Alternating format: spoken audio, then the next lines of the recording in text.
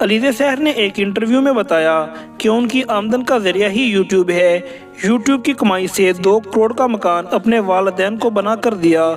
جو کام بھائی نہ کر سکے وہ ان کی بہن نے کر دیا۔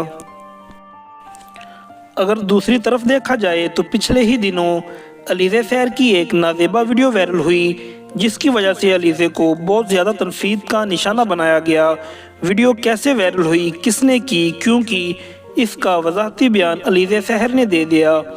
نازیبا ویڈیو وائرل ہونے کے بعد علیزہ سحر نے دل محمد کمہار نامی شخص سے پسند کی شادی کر لی۔